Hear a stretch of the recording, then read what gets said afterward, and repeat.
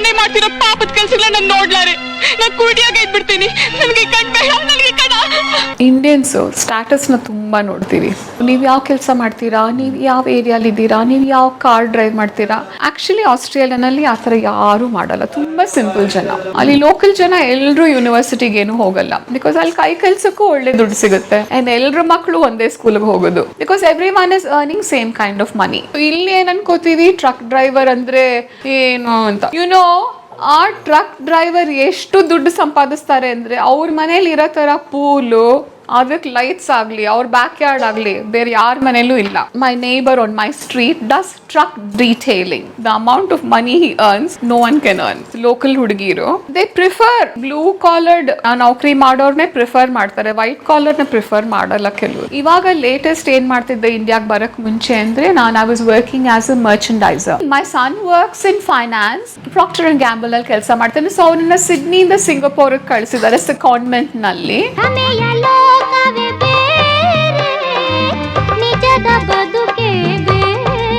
91ನಲ್ಲಿ ಸಿಡ್ನಿಗೆ ಹೋದ್ರು. ಹೌದು, ಸಿಡ್ನಿಗೆ. ಓಕೆ. ಮಕ್ಕಳೆಷ್ಟು ಜನ? I have 2 kids, Abhimanyu and Shakti. ಅವರಿಬ್ಬರಿಗೂ 1.5 ವರ್ಷ ಡಿಫ್ರೆನ್ಸ್. ಅಂಡ್ ಅವಾಗ ಹೇಗಿತ್ತು ಗೊತ್ತಾ, ಸಿಡ್ನಿಗೆ ಹೋದ್ರೆ ನಾನು ಮದುವೆ ಇಲ್ಲೇ ಆಗಿತ್ತು ಆಬ್ವಿಯಸ್ಲಿ. ಎಲ್ಲಿ ಮದುವೆ ಆಯ್ತು? ಬೆಳಗೋಡು. ಜಯನಗರ್. ಹಾ, ಅವಾಗ ಬಟ್ ಅಲ್ಲಿ ನಾನು ಹೋಗಿದ್ದು ಅವರ ಫಿಯಾನ್ಸೆ ಆಗಿ. ಸೊ ಅಲ್ಲಿ ಹೋಗಿ ಅಲ್ಲಿ ಮ್ಯಾರೇಜ್ ಸೆಲೆಬ್ರೆಂಟ್ ಅಂತ ಇರ್ತಾರೆ. ಅಲ್ಲೊಂದು ರಿಜಿಸ್ಟರ್ಡ್ ಮ್ಯಾರೇಜ್ ಥರ ಅವರೇ ಮನೆಗೆ ಬಂದು ಅದೇನೋ ಓದಿ ಅವ್ರೊಂದು ಸರ್ಟಿಫಿಕೇಟ್ ಕೊಡ್ತಾರೆ. ಇವರಿಬ್ರು ಗಂಡ ಹೆಂಡತಿ ಈಗ ಅಂತ. ಅದು ಮದುವೆ ಆಗೋಯ್ತು ಅಲ್ಲಿ. ಮದುವೆ ಆಗಿದೆ ಅಂತ ತೋರಿಸ್ಕೊಳ್ಳಿಲ್ಲ ಇಲ್ಲಿ. ಸೊ ಅಲ್ಲಿ ಹೋಗಿ ನೆಕ್ಸ್ಟ್ ಡೇ ಅದನ್ನು ಇಮಿಗ್ರೇಷನ್ಗೆ ಕೊಟ್ಟರೆ ಸ್ಟ್ರೈಟ್ ಅವೇ ನನಗೆ ಪರ್ಮನೆಂಟ್ ರೆಸಿಡೆನ್ಸಿ ಸರ್ಟಿಫಿಕೇಟ್ ಕೊಟ್ಟೇ ಬಿಟ್ರು. So easy. ಮರುದಿನ ಆಸ್ಟ್ರೇಲಿಯಾದ ಶಾಶ್ವತ ನಿವಾಸಿ ನೀವು? ಅದು ಸಿಟಿಸನ್ಶಿಪ್ ಅಲ್ಲ, ಪರ್ಮನೆಂಟ್ ರೆಸಿಡೆಂಟ್. ಅದು ಅಲ್ಲಿ ಅದಾದ್ಮೇಲೆ ಒಂದು 1 year ಏನೋ ಇರಬೇಕಾಗಿತ್ತು ಅವಾಗಿನ ರೂಲ್ಸ್ ಪ್ರಕಾರ.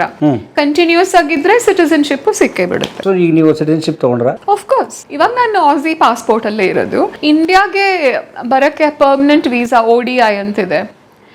ಸೊ ಆ ವೀಸಾ ತಗೊಂಡು obviously I think most NRIs ಹತ್ರ ಇದಿರುತ್ತೆ. ಸೊ ನಾವು ಎಷ್ಟೇ ಸಲ ಹೋಗಿ ಬಂದು ಮಾಡ್ಬೋದು, ಜೀವನ ಪರ್ಯಂತನೂ ಇಲ್ಲೇನೂ ಇರಬಹುದು. ಬಟ್ ವೋಟ್ ಮಾಡಂಗಿಲ್ಲ ಇಂಡಿಯಾದಲ್ಲಿ? ವೋಟ್ ಮಾಡೋ ಹಾಗಿಲ್ಲ. ವೋಟಿಂಗ್ ಅಲ್ಲ ಆಸ್ಟ್ರೇಲಿಯಾನಲ್ಲಿ. Australian voting is compulsory. ಮಾಡದೇ ಇದ್ರೆ ಫೈನ್ ಸಿಗುತ್ತೆ. ಹೇಳಿ ಒಂಚೂರು ಅದ್ರ ಬಗ್ಗೆ.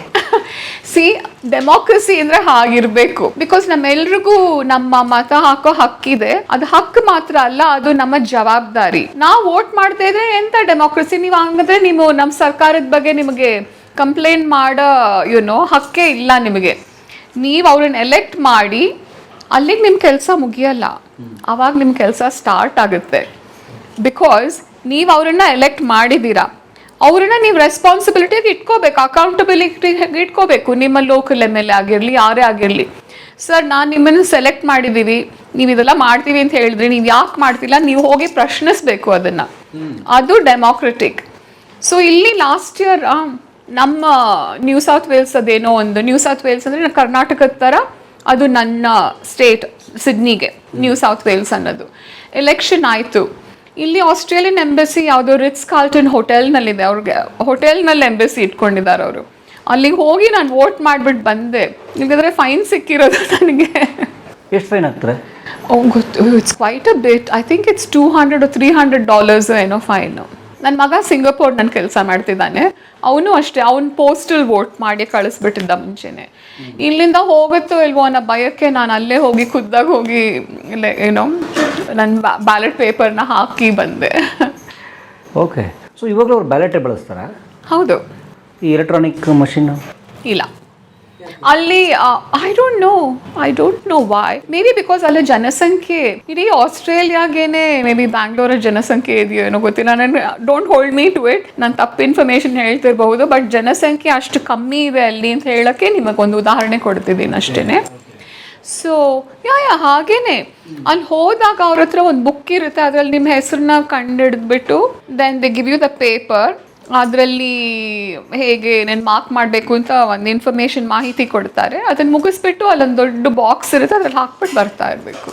ನಾವು ಮೊದಲು ಇಲ್ಲೂ ಅದೇ ಥರ ಮಾಡ್ತೀವಿ. ಇವಾಗ್ಲೂ ಅಲ್ಲಿ ಅದೇನೇ ಮಾಡೋದು. ಆ್ಯಂಡ್ ದಟ್ ಲಿಟಲ್ ಮಸಿ ಹಚ್ಚೋದು.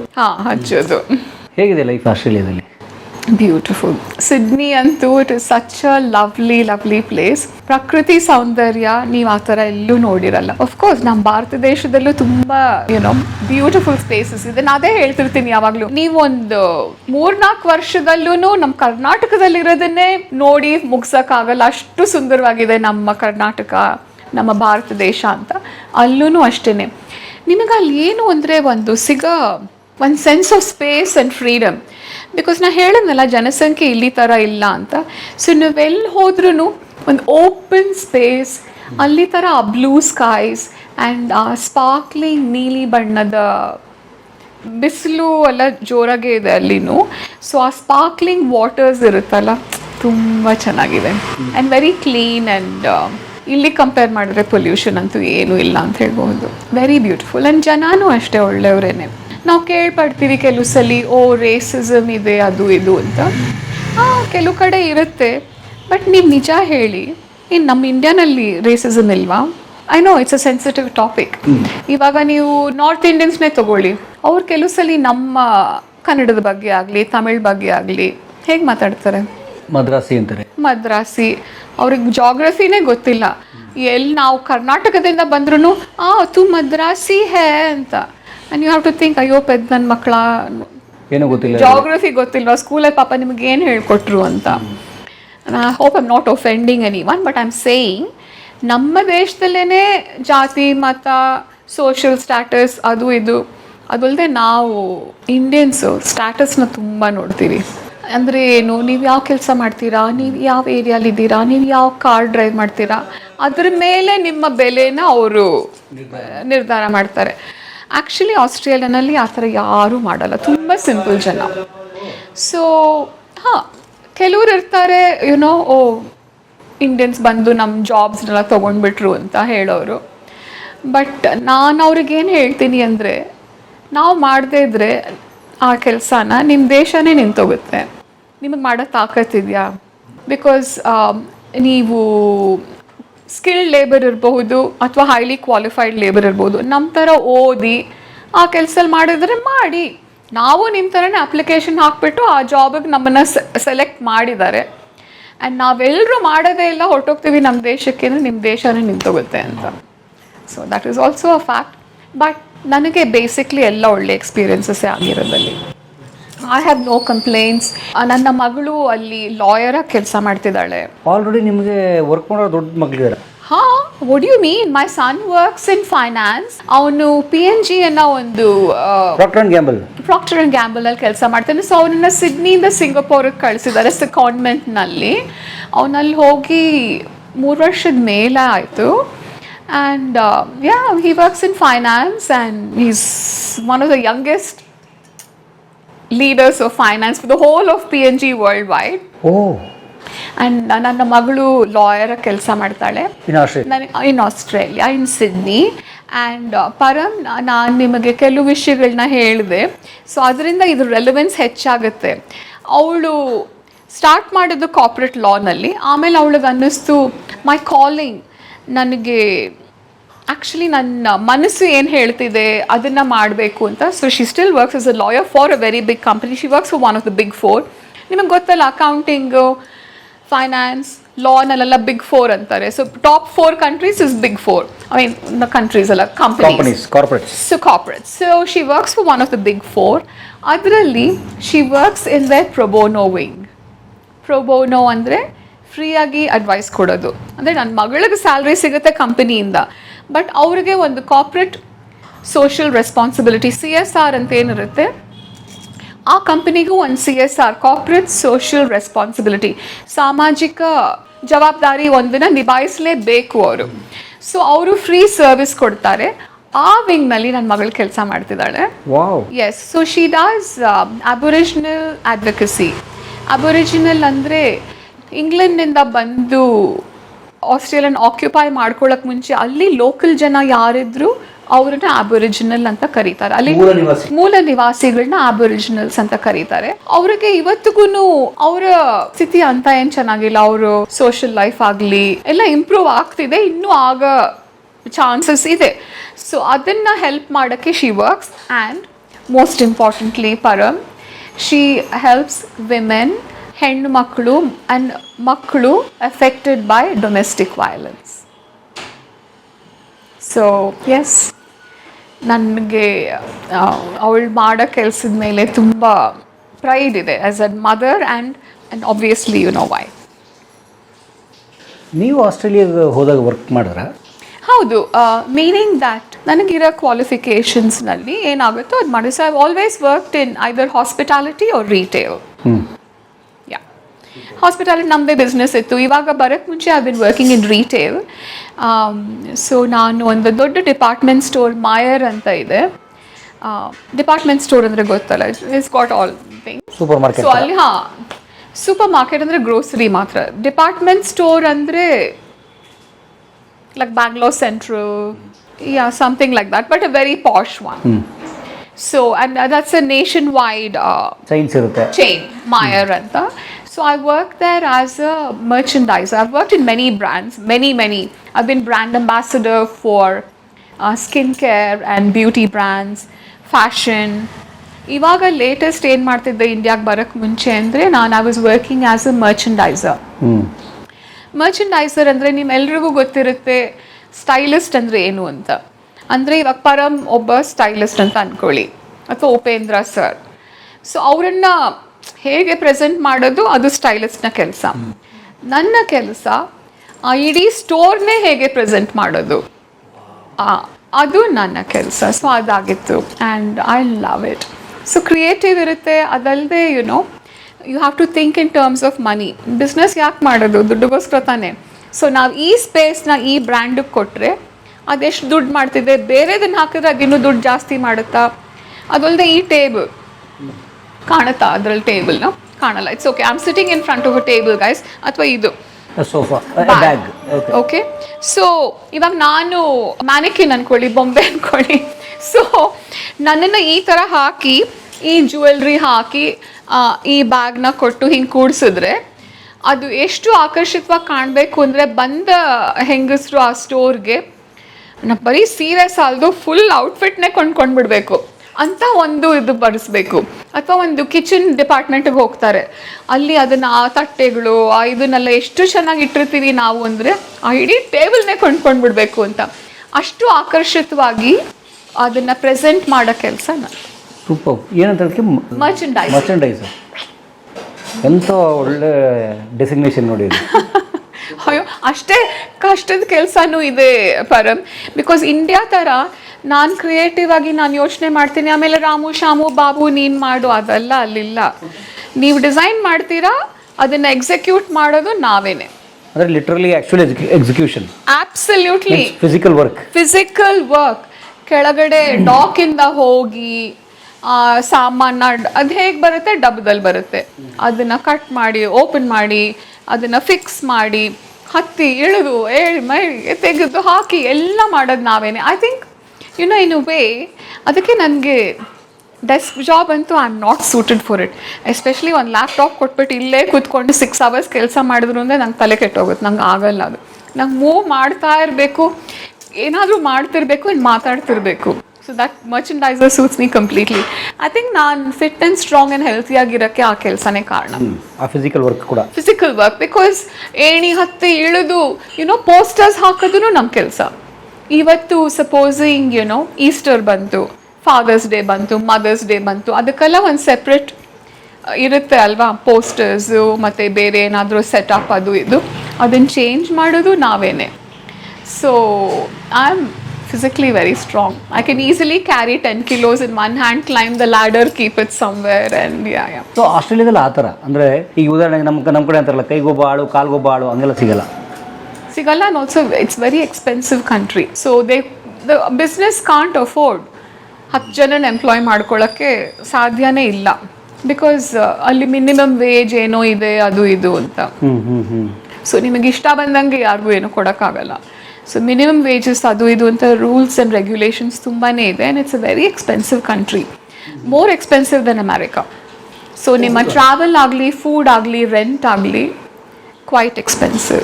ಸೊ ಯಾರಾದರೂ ಮೈಗ್ರೇಟ್ ಮಾಡಬೇಕು ಅಂತ ಕೇಳಿಸ್ಕೊರೋರಿದ್ದರೆ ಯೋಚನೆ ಮಾಡಿ, ಬಂದು ನೋಡಿ ದೇಶನ ಖಂಡಿತ, ಬಟ್ ಇದನ್ನೆಲ್ಲ ಕ್ಯಾಲ್ಕುಲೇಟ್ ಮಾಡ್ಕೊಳ್ಳಿ. ನೀವು ಅಮೆರಿಕಾ ಕಂಪೇರ್ ಮಾಡಿದ್ರೆ Australia is very expensive. Life style ಚೆನ್ನಾಗಿರುತ್ತೆ. Beautiful life. Education is good. A lot of public schools, government schools, fees are very minimum. ನಿಮಗೆ ಸಾಧ್ಯ ಇದ್ರೆ ದುಡ್ಡಿದ್ರೆ ಪ್ರೈವೇಟ್ ಸ್ಕೂಲ್ಗೂ ಕಳಿಸ್ಬೋದು. University education is very expensive. ಅಲ್ಲಿ local ಜನ ಎಲ್ಲರೂ ಯೂನಿವರ್ಸಿಟಿಗೇನು ಹೋಗಲ್ಲ, ಬಿಕಾಸ್ ಅಲ್ಲಿ ಕೈ ಕೆಲಸಕ್ಕೂ ಒಳ್ಳೆ ದುಡ್ಡು ಸಿಗುತ್ತೆ. Like skilled jobs. ಸ್ಕಿಲ್ಡ್, ಹೌದು. Electrical, carpenter, plumber, electrician. ನಾನು ಯಾರಿಗೋ ಹೇಳ್ತಿದ್ನಲ್ಲ ನಿನ್ನೆ, I was speaking to a friend, so I was saying ನಾನಿರೋ area it's quite a good area, not saying it's the poshest area. ನಾನು ಕಾಸಲ್ ಹಿಲ್ಲಲ್ಲಿ ಇರೋದು. And ನಮ್ಮ ಮನೆ ರಸ್ತೆನಲ್ಲಿ you can find all kinds of people, because ಇಲ್ಲಿ ಥರ ಕೈ ಕೆಲಸ ಮಾಡೋರೆ ಯಾವುದೋ ಏರಿಯಾಲಿರ್ತಾರೆ, ನಾವೆಲ್ಲ ಬೇರೆ ಏರಿಯಾಲಿದೆ, ಆ ಥರ ಅಲ್ಲಿ ಏನೂ ಇಲ್ಲ. ಆ್ಯಂಡ್ ಎಲ್ಲರ ಮಕ್ಕಳು ಒಂದೇ ಸ್ಕೂಲಿಗೆ ಹೋಗೋದು, because every one is earning same kind of money. ಈಗ ನಮ್ಮ ಕಡೆ ಈಗ ಏನು ಈ ಲೇಬರ್ ಕ್ಲಾಸ್ ಅಂತ ಕರೀತಾರಲ್ಲ, ಲೇಬರ್ ಕ್ಲಾಸ್ ಅದೆಲ್ಲ ಏನೂ ಇಲ್ಲ ಅಲ್ಲಿ. ಈ ಡಿ ಗ್ರೂಪ್ ನೌಕರ, ಎ ಗ್ರೂಪ್ ನೌಕರ, ನೋ. ಸೊ ನಾನೇನು ಕೇಳಿ, ನೀನು ಕೇಳಿಸ್ಕೊಳ್ಳಿ. ಓಕೆ, ನನ್ನ ಪಕ್ಕದಲ್ಲಿ I have list old age Chinese couple. So ಅವ್ರೇನು ಮಾಡಲ್ಲ, ಈಗ ಮುಂಚೆ ಏನು ಮಾಡೋರು ಗೊತ್ತಿಲ್ಲ, ಅವ್ರ ಮಕ್ಕಳೆಲ್ಲೋ ಹಾಂಗ್ಕಾಂಗಲ್ಲಿ ಕೆಲಸ ಮಾಡ್ತಾರೆ. ಸೊ ಅವ್ರು ಬರೀ ಅವ್ರ ಗಾರ್ಡ್ನಿಂಗೆ. ಆಮೇಲೆ ನನ್ನ ಮನೆ ಪಕ್ಕ surprisingly I have this lovely Tamil couple. So ಅವರಿಬ್ರು ಐ ಟಿಲಿ ಕೆಲಸ ಮಾಡ್ತಾರೆ, ಬ್ಯಾಂಕಲ್ಲಿ ಆ್ಯಂಡ್ ಹೆಂಡತಿ ಐ ಟಿನಲ್ಲಿ. ಅವ್ರ ಮನೆ ಪಕ್ಕ ಟ್ರಕ್ ಡ್ರೈವರ್. ಸೊ ಇಲ್ಲಿ ಏನು ಅನ್ಕೋತೀವಿ, ಟ್ರಕ್ ಡ್ರೈವರ್ ಅಂದರೆ ಏನು ಅಂತ. ಆ ಟ್ರಕ್ ಡ್ರೈವರ್ ಎಷ್ಟು ದುಡ್ಡು ಸಂಪಾದಿಸ್ತಾರೆ ಅಂದರೆ, ಅವ್ರ ಮನೇಲಿ ಇರೋ ಥರ ಪೂಲು, ಅದಕ್ಕೆ ಲೈಟ್ಸ್ ಆಗಲಿ, ಅವ್ರ ಬ್ಯಾಕ್ ಯಾರ್ಡ್ ಆಗಲಿ ಬೇರೆ ಯಾರ ಮನೇಲೂ ಇಲ್ಲ. ಆ bank employees, I T employees ಎಲ್ಲ ಇಲ್ಲ ಅಷ್ಟು. ಆ್ಯಂಡ್ ಆಲ್ಸೋ ಹಿ ಡಾಸ್ ತಿಂಗಳಿಗೊಂದ್ಸಲಿ ಟ್ರಕ್ ಡೀಟೇಲಿಂಗ್ ಅಂತ. ಅಲ್ಲಿ ಟ್ರಕ್ಸ್ ಎಲ್ಲ ನಮ್ಮ ಟ್ರಕ್ಸ್ಗಿಂತ ಒಂದು 5-6 ಟೈಮ್ಸ್ ದೊಡ್ಡದಾಗಿರುತ್ತೆ. ಬಟ್ ನೀವು ಅದನ್ನ ರಸ್ತೆಯಲ್ಲಿ ನೋಡಿದ್ರೆ ಫಳ ಫಳ ಫಳ ಅಂತ ಹೊಳಿತಿರುತ್ತೆ. ಇನ್ಫ್ಯಾಕ್ಟ್ ಯು ವಿಲ್ ಥಿಂಕ್, ಅಯ್ಯೋ ಅದನ್ನ ಮುಟ್ಟಕ್ಕೆ ಮುಂಚೆ ನಾನು ಕೈ ತೊಳ್ಕೊಂಡು ಮುಟ್ಟಬೇಕು ಅಂತ. ಅಷ್ಟು ಕ್ಲೀನಾಗಿ ಅದನ್ನ ವಾಶ್ ಮಾಡಿ ಫುಲ್ ಕ್ಲೀನ್ ಮಾಡೋ ಕೆಲಸಕ್ಕೆ ಇಟ್ಸ್ ಕಾಲ್ಡ್ ಡೀಟೇಲಿಂಗ್. ಡೀಟೇಲ್ ಅದು ಇಲ್ಲೂ ಅದನ್ನೇ ಡೀಟೇಲಿಂಗ್ ಮಾಡ್ತಾರೆ, ನಿಮ್ಮ ಕಾರ್ಗೆಲ್ಲ ಮಾಡಿಸ್ತೀರಲ್ಲ. So this gentleman, my neighbour on my street, does truck detailing. ಒಂದೇ ತಿಂಗಳಿಗೆ ಒಂದ್ಸಲಿ ಅವ್ರ ರಜದ ದಿನ ಒಂದು 3-4 ದಿನ ತಗೊಂಡು ಒಂದು ಟ್ರಕ್ಕನ್ನ ಡೀಟೇಲಿಂಗ್ ಮಾಡಿದ್ರೆ the amount of money he earns no one can earn. ಅವ್ರ ಟ್ರಕ್ ಅಲ್ಲ, ಯಾರ್ದೋ ಟ್ರಕ್ನ ಕ್ಲೀನ್ ಮಾಡಿ ಕೊಡ್ತಾರ ಅವರು. ಅಷ್ಟು ದುಡ್ಡಿದೆ ಅದರಲ್ಲಿ. ಆ ಡ್ರೈವರೇ. So it is a different kind of life. ನಿಮ್ಮನ್ನು ಯಾರು ನೀವು ಬೇಕರ ಡ್ರೈವರ್ ಆ ಥರ ಜಡ್ಜ್ ಮಾಡಲ್ಲ ಅಲ್ಲಿ, ಬಿಕಾಸ್ ಎಲ್ರಿಗೂ. And in fact some Australian girls, local ಹುಡುಗಿರು, ದೇ ಪ್ರಿಫರ್ ಒಂಥರ ಈ ಬ್ಲೂ ಕಾಲರ್ಡ್ ಇದು ಕೆಲಸನ ನೌಕರಿ ಮಾಡೋರ್ನೇ ಪ್ರಿಫರ್ ಮಾಡ್ತಾರೆ, ವೈಟ್ ಕಾಲರ್ನ ಪ್ರಿಫರ್ ಮಾಡಲ್ಲ ಕೆಲವರು. ಯಾಕೆ ಅವ್ರ ಅರ್ನಿಂಗ್ಸ್ ಚೆನ್ನಾಗಿದೆ ಅಂತ? ಅರ್ನಿಂಗ್ ಚೆನ್ನಾಗಿದೆ ಆ್ಯಂಡ್ ಅವ್ರ ಆ್ಯಟಿಟ್ಯೂಡ್ ಟು ಲೈಫ್ ಬೇರೆ ಇರುತ್ತೆ, ಸ್ವಲ್ಪ ಲೈಟ್ ಹಾರ್ಟೆಡ್ ಆಗಿರ್ತಾರೆ ಅನ್ನೋದನ್ನ. That is how it is. ನಿಮಗೆ ಹೆಲ್ತ್ ಹೇಗಲ್ಲಿ? ಫ್ರೀ ಹೆಲ್ತ್ ಅಂದರೆ ಮೆಡಿಕೇರ್ ಅಂತ V pay tax. So in a way it's not free. ನಿಮ್ಮ ಟ್ಯಾಕ್ಸ್ ಲೆವಿನಲ್ಲಿ ಅದನ್ನು ಆಟೋಮ್ಯಾಟಿಕಾಗಿ ಕಟ್ ಆಗಿಬಿಡುತ್ತೆ ಅದು yearly. Every time you get paid, you're paying a Medicare fee as well. So the medical system is called Medicare. And ನಿಮ್ಮ basic ಇದಕ್ಕೆ ಕೆಲವು ಕಡೆ free ಇರುತ್ತೆ, ಕೆಲವು ಕಡೆ ಮಿನಿಮಮ್ ಚಾರ್ಜಸ್ ಇರುತ್ತೆ. ಹಾಸ್ಪಿಟಲೈಸೇಷನ್ಗೆ that is where the problem starts. ಅಂದರೆ ನೀವು ಪಬ್ಲಿಕ್ ಹಾಸ್ಪಿಟಲ್ ಅಂದರೆ ಗವರ್ಮೆಂಟ್ ಹಾಸ್ಪಿಟಲ್ಗೆ ಹೋಗಿ ನೀವು ಇನ್ನೂ ಏನಾದರೂ ಸ್ವಲ್ಪ ಪ್ರೊಸೀಜರ್, ಆಪರೇಷನ್ ಅದು ಇದು ಮಾಡಿಸ್ಕೊಂಡ್ರೆ ಅದಕ್ಕೆ ವೇಟಿಂಗ್ ಲಿಸ್ಟ್ ಇರುತ್ತೆ. ನಿಮ್ಮ ಹತ್ರ ಪ್ರೈವೇಟ್ ಹೆಲ್ತ್ ಇನ್ಶೂರೆನ್ಸ್ ಇದ್ದರೆ ನೀವು ಪ್ರೈವೇಟಲ್ಲಿ ಹೋಗಿ ಎಷ್ಟೋ ದುಡ್ಡು ಕೊಟ್ಟು ಮಾಡಿಸ್ಕೋಬೋದು. Private health is very expensive. Medical insurance ಕೂಡ ತುಂಬ ಎಕ್ಸ್ಪೆನ್ಸಿವ್. ನೀವೊಂದು ಸ್ಪೆಷಲಿಸ್ಟ್ನ ನೋಡಬೇಕು ಅಂದರೆ ನಿಮಗೆ ಏನು ಉದಾಹರಣೆ ಕೊಡಲಿ? Okay, heart biggest nightmare. I don't know why you took that Param, but anyway. So ನೀವು ನಿಮ್ಮ ಲೋಕಲ್ ಜಿ ಪಿನ ನೋಡಬೇಕು. ಲೋಕಲ್ ಜಿ ಪಿ ಅಂದರೆ ಜನರಲ್ ಪ್ರಾಕ್ಟಿಷನರ್. ಅವರು ನಿಮಗೆ ಇವ್ರಿಗೆ ಬೇಕು ಅಂತ ಹೀಲ್ ಗಿವ್ ಯು ಸ್ಪೆಷಲಿಸ್ಟ್ಗೆ ಒಂದು ರೆಫರಲ್ ಲೆಟರ್ ಕೊಡ್ತಾರೆ. ಸ್ಪೆಷಲಿಸ್ಟ್ನ ನೋಡೋದು ಎಷ್ಟು ಕಷ್ಟ ಅಂದರೆ, ನಿಮ್ಗೊಂದು 4-5 ಡಾಕ್ಟರ್ಸ್ ರೆಫರಲ್ ಕೊಡ್ತಾರೆ, ಅವರೆಲ್ರಿಗೂ ಬುಕ್ಕಿಂಗ್ ಆಗಿಬಿಟ್ಟಿರುತ್ತೆ. ಸೊ ನೀವು ಕಾಯಬೇಕು ಒಂದು ಅಪಾಯಿಂಟ್ಮೆಂಟ್ಗೆ. ಆಮೇಲೆ ಅವ್ರು ಹೇಳಿದ ಹಾಸ್ಪಿಟಲ್ಗೆ ಹೋಗಿ ಅಲ್ಲೂ ಕಾದು ಆಪರೇಷನ್ ಮಾಡಿಸ್ಕೋಬೇಕು. ಇನ್ ಗೌರ್ಮೆಂಟ್ ಪ್ರೈವೇಟ್ ಗೌರ್ಮೆಂಟ್ ಹಾಸ್ಪಿಟಲ್ಸ್ನಲ್ಲಿ ವೆಯ್ಟಿಂಗ್ ಇಸ್ ಈವನ್ ಮೋರ್. ಅಷ್ಟೊತ್ತಿಗೆ ನೀವು ಬದುಕಿರ್ತಿರೋ ಇಲ್ವೋ ಯಾರಿಗೂ ಗೊತ್ತು. ಅದಕ್ಕೆ ಎಷ್ಟೋ ಜನ ಬೇರೆ ದೇಶಕ್ಕೆ ಹೋಗಿ ಆಪ್ರೇಷನ್ಸು ಲೈಕ್ ಈ ಡೆಂಟಲ್, ಐಸ್, ಕಾಸ್ಮೆಟಿಕ್ ಸರ್ಜರಿ ಇವಾಗ ಎಲ್ಲರೂ ಇಂಡಿಯಾನಲ್ಲೂ ಹಾಗೆ ಆಗ್ಬಿಟ್ಟಿದೆ. ನನ್ನ ಫ್ರೆಂಡ್ಸ್ನ ಎಷ್ಟೋ ಜನ ನೋಡ್ತೀನಿ, ಅದೆಷ್ಟು ಜನ ಕಾಸ್ಮೆಟಿಕ್ ಸರ್ಜರಿ ಮಾಡಿಸ್ಕೋತಾರೆ. ಇಲ್ಲಿ ತುಂಬ ಈಸಿ. ಡಾಕ್ಟರ್ ಫ್ರೆಂಡ್ ಇರ್ಬೋದು, ಫೋನ್ ಮಾಡಿಬಿಟ್ಟು ನಾನು ಬರ್ತೀನಿ ಸರ್ ಇವತ್ತು ನಾನು ನೋಡಿಬಿಡಿ ಅಂದರೆ ನೋಡಿಬಿಡ್ತಾರೆ. ಅದೆಲ್ಲ ನಡೆಯಲ್ಲ. ನೀವು ಕಾದು ಸೈಕಲ್ ಹೊಡೆದು ನೋಡಬೇಕು. ಪ್ರೈವೇಟ್ ಹಾಸ್ಪಿಟ್ಲನ್ನು ಇಮಿಡಿಯೇಟ್ಲಿ ಸಿಗೋದು ತುಂಬ ಕಷ್ಟ. ಅಂದರೆ ಈ ಎಮರ್ಜೆನ್ಸಿ ಅಂತಾರಲ್ಲ ಅವು, ಎಮರ್ಜೆನ್ಸಿಗೆ ಹೋದರೆ ಆಗುತ್ತೆ, ಅಲ್ಲೂ ವೆಯ್ಟಿಂಗ್ ಇರುತ್ತೆ. But overall it's very very hard and it's very expensive. Very ನಿಮ್ಮ ಪ್ರೈವೇಟ್ ಹೆಲ್ತ್ ಇನ್ಶೂರೆನ್ಸ್ ಇದ್ರೂ ಆ ಗ್ಯಾಪ್ ಅನ್ನೋದಿರುತ್ತಲ್ಲ, 100% ಏನೂ ಸಿಗಲ್ಲ. ಗ್ಯಾಪ್ ಅನ್ನೋದಿರುತ್ತಲ್ಲ ತುಂಬಾ ದೊಡ್ಡದು. Loose a lot of money. ನಿಮ್ಮ ಮಕ್ಕಳು ಗೌರ್ಮೆಂಟಲ್ಲಿ ಓದಿದ್ರೆ ಪ್ರೈವೇಟಲ್ಲಿ ಓದಿದ್ರೆ? ಗೌರ್ಮೆಂಟ್. ಹೇಗಿದೆ quality of education? Great, brilliant. ಅದಲ್ಲದೆ ನಾನು ಏನು ಮಾಡಿದೆ ಅಂದರೆ ಸ್ಕೂಲ್ ಪ್ರಕಾರನೇ ಮನೆ ತೊಗೊಂಡಿದ್ದು. ಆ ಸ್ಕೂಲ್, ಎವ್ರಿ ಸ್ಕೂಲ್ ಒಂದು ಬೌಂಡ್ರಿ ಇರುತ್ತೆ. ನೀವು ಆ ಬೌಂಡ್ರಿ ಒಳಗೆ ಬಂದರೆ ನಿಮಗೆ ಆ ಸ್ಕೂಲಲ್ಲಿ ಅಡ್ಮಿಷನ್. ನೀವು ಆ ಬೌಂಡ್ರಿ ಹೊರಗಿದೆಯೋ ಅದು ನೆಕ್ಸ್ಟ್ ಸ್ಕೂಲಲ್ಲಿ ನೀವು ಇರೋ ಮನೆ ಯಾವ ಇದರಲ್ಲಿ ಬರುತ್ತೆ ಅಲ್ಲಿಗೇನೆ ಹೋಗಬೇಕು. ಸೊ ನಾನು ಚೂಸ್ ಮಾಡಿ ಆ ಮನೆಗೆ ಹೋಗಿದ್ದು. ಅಂದರೆ ಅದೇ ಸ್ಕೂಲ್ ಬೇಕು ಅಂತ ಸ್ಕೂಲ್ ನೋಡಿಕೊಂಡು ನನ್ನ ಮಕ್ಕಳು ಹೈಸ್ಕೂಲಿಗೆ ಬರೋಕ್ಕೆ ಮುಂಚೆನೇ ಯಾವ ಹೈಸ್ಕೂಲ್ಗೆ ಹೋಗಬೇಕು ಅಂತ ಯೋಚನೆ ಮಾಡಿನೇ ತೊಗೊಂಡಿದ್ದು ಆ ಮನೇನ. So they went to a very good school. ದೊಡ್ಡ ಪಬ್ಲಿಕ್ ಸ್ಕೂಲ್ ಅದು, like 1900 students or something. But I am very proud to say. And ಎಲ್ಲ ದೇಶದವರು ಇರ್ತಾರೆ, ಲೋಕಲ್ಸ್ ಅಲ್ಲದೆ ಚೈನೀಸ್ ಆ್ಯಂಡ್ ಲೆಬನೀಸ್, ಇಟಾಲಿಯನ್ಸ್, ಎಲ್ಲ Indians, Sri Lankans. And both my kids were school captains. ಆ school ಕ್ಯಾಪ್ಟನ್ಸ್ಗೂ ಅಲ್ಲಿ ವೆರಿ ಡೆಮೋಕ್ರೆಟಿಕ್ ಪ್ರಾಸೆಸ್. ನಾನು ಆಗ್ತೀನಿ ಅಂತ ಯು ಶುಡ್ ಗಿವ್ ಅಪ್ಲಿಕೇಶನ್ ಕೊಡಬೇಕು, ಆಮೇಲೆ ಸ್ಪೀಚ್ ಮಾಡಬೇಕು ಸ್ಟೂಡೆಂಟ್ಸ್ ಮುಂದೆ, ಟೀಚರ್ಸ್ ಮುಂದೆ, ಎಲ್ಲರೂ ವೋಟ್ ಮಾಡಿ ನೀವು ಇದಾದರೆ ಯು ಬಿಕಮ್ ಸ್ಕೂಲ್ ಕ್ಯಾಪ್ಟನ್. ಯಾವ school? Cherrybrook technology high school, CTHS. Cherrybrook ಅನ್ನೋದು ಆ ಏರಿಯಾ, ಟೆಕ್ನಾಲಜಿ ಹೈಸ್ಕೂಲ್. ಕಾಲೇಜ್ ಎಲ್ಲ They went to university. They went to one of the top best universities of Sydney of Australia, I would say, UNSW, University of New South Wales. Ibru alle hogiddu. Nan maga in fact he did cadetship. Avanu school mugisid takshana alli school finishes at year 12. Okay. So year 10 ಆದ್ಮೇಲೆ year 11, 12 ಅದೇ ಸ್ಕೂಲಲ್ಲೇನೆ ಇರುತ್ತೆ. ಮುಗಿಸಿದ ತಕ್ಷಣ he went and got cadetship with EY, Ernst & Young. Okay. Like internship we call. Yeah, internship is usually after you finish degree. Yes. This is after school. After school he went. ಅದಕ್ಕೂ ದೊಡ್ಡ interview process ಅದು ಇದು ಇದೆ. He got in. So he started working full time when he was 16. And he was doing uni part time. ಸೊ ಅವರು 16 ಇಯರ್ಸಿಂದ earn ಮಾಡ್ತಿದ್ದಾರೆ ನಿಮಗ? 14 ಇಯರ್ಸಿಂದ ಅರ್ನ್ ಮಾಡ್ತಿದ್ದಾನೆ.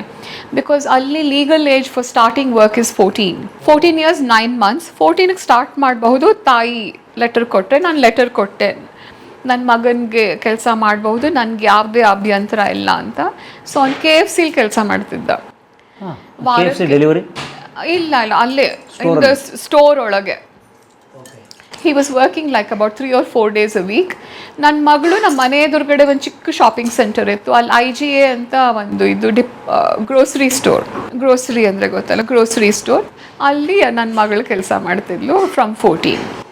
So they both were, most kids ಅಲ್ಲಿ ಹಾಗೇನೆ ಕೆಲಸ ಮಾಡ್ತಾರೆ, ಕೆಲವರು ಮಾಡಲ್ಲ. ಬಟ್ ನನ್ನ ಮಕ್ಕಳನ್ನ I said, not only do you need pocket money which mumma can't give you, so and also I think it teaches them very important skills. ಜನನ ಹೇಗೆ ಮಾತಾಡ್ಸೋದು, ಎಲ್ಲದಕ್ಕಿಂತ ಏನು ಕಲಿಸ್ಕೊಡುತ್ತೆ ಗೊತ್ತಾ. ಆದರೂ ನನ್ನ ಮಕ್ಕಳು ನನ್ನ ಥರನೇ ತುಂಬ ಸಾಫ್ಟ್ ಬಿಡಿ.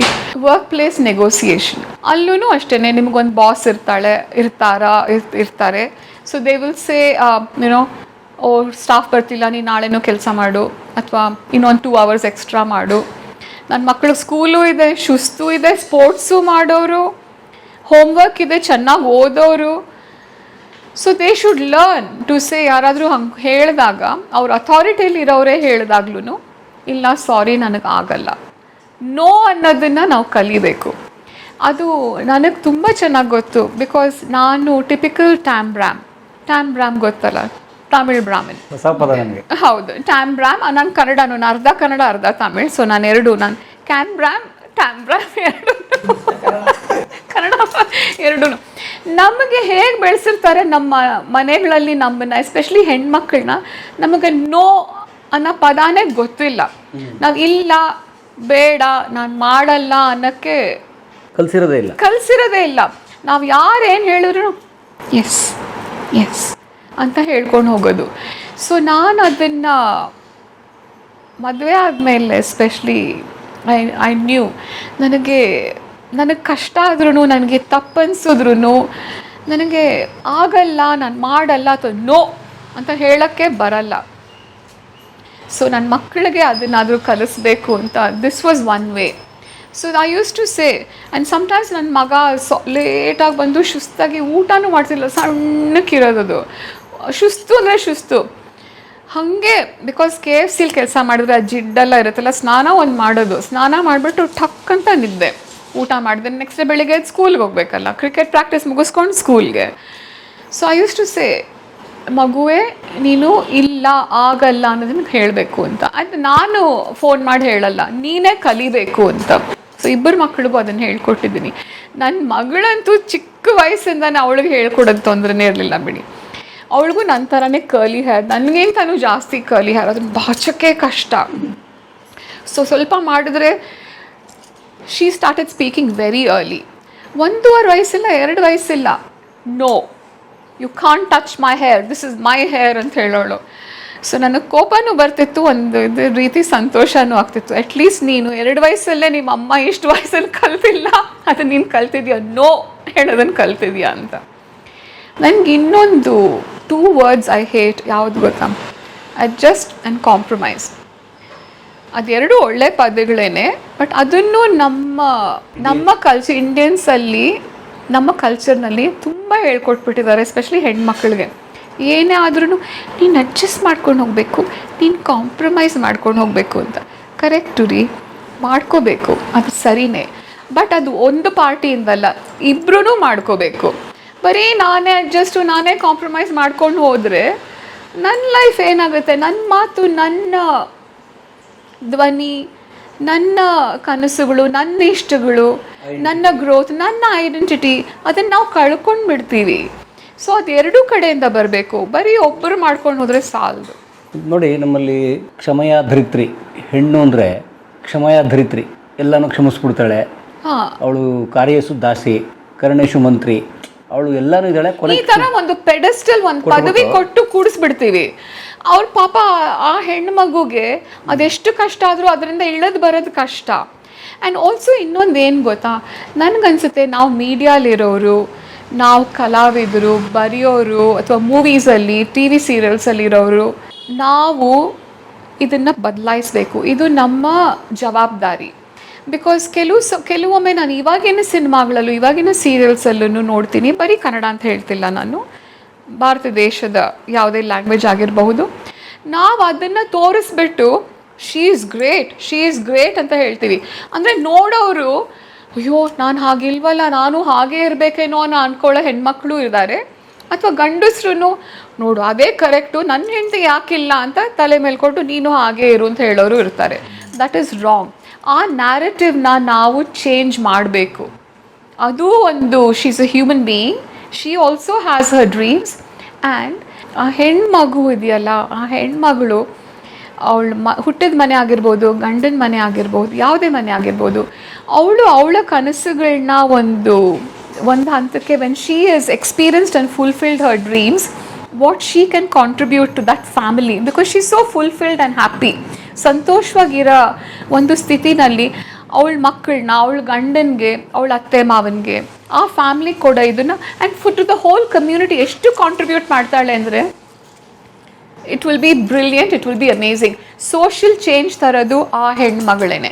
ಫಸ್ಟು ಅವಳ ಕನಸುಗಳನ್ನ ಸಪ್ರೆಸ್ ಮಾಡಿದೆ, ನೀನು ಎಕ್ಸ್ಪ್ರೆಸ್ ಮಾಡಮ್ಮ, ನಿನ್ನಲ್ಲಿ ಕಲೆ ಇದೆಯಾ, ಏನೇ ಇಂಟ್ರೆಸ್ಟ್ ಇದೆ, ಓದಬೇಕಾ ನೀನು, ಮಾಸ್ಟರ್ಸ್ ಮಾಡಬೇಕಾ, ಕೆಲಸ ಮಾಡಬೇಕಾ, ಎಲ್ಲ ಮಾಡು ಅಂತ ಅವಳ ಕನಸುಗಳನ್ನ ತೀರಿಸ್ಕೊಂಡ್ರೆ the society will be beautiful. ಅವಳನ್ನ ದಯವಿಟ್ಟು ಸಪ್ರೆಸ್ ಮಾಡಬೇಡಿ. ಅದು ಕೆಲವು ಸರಿ ನಾವು ಸೆಲ್ಫ್ ಇಂಪೋಸ್ಡ್, ಅಯ್ಯೋ ನನಗೆ ರೆಸ್ಪಾನ್ಸಿಬಿಲಿಟಿ ಇದೆ, ಇವಾಗ ನಾನು ಅದನ್ನೆಲ್ಲ ಯೋಚನೆ ಮಾಡಬಾರ್ದು ಅಂತ. ಅದನ್ನು ಆ ತಪ್ಪನ್ನು ನಾನು ಮಾಡಿದ್ದೀನಿ. ನಾನು ತಪ್ಪು ಮಾಡಿ ಕಲ್ತಿರೋದನ್ನ ಅದಕ್ಕೆ ನಿಮಗೆ ಹೇಳ್ತಿದ್ದೀನಿ. We should not suppress ourselves. ನಾವು ಹ್ಯಾಪಿಯಾಗಿದ್ದರೆ ನಮ್ಮ ಕಾಂಟ್ರಿಬ್ಯೂಷನ್ ಟು ಸೊಸೈಟಿ ಇದೆಯಲ್ಲ, that will be the best. So ನಾವು ಎಡ್ಯುಕೇಷನ್ನ ಫಸ್ಟು ನಮ್ಮ ಹೆಣ್ಮಕ್ಳು ಕೊಡಬೇಕು. ಬರೀ ಅಕಾಡೆಮಿಕ್ ಎಡ್ಯುಕೇಷನ್ ಅಂತಲ್ಲ, ಇನ್ಫಾರ್ಮೇಷನ್ ಅದನ್ನು ಕೊಟ್ಟರೆ ನಮ್ಮ ದೇಶ, ನಮ್ಮ ಸೊಸೈಟಿ, ನಮ್ಮ ಸಮಾಜ ಯಾವ ಹಂತಕ್ಕೆ ಹೋಗುತ್ತೆ, ಬೆಸ್ಟ್ ಅದೇನೆ. ಜಗವೇ ಒಂದು ರಣರಂಗ, ಧೈರ್ಯ ಇರಲಿ ನಿನ್ನ ಸಂಗ.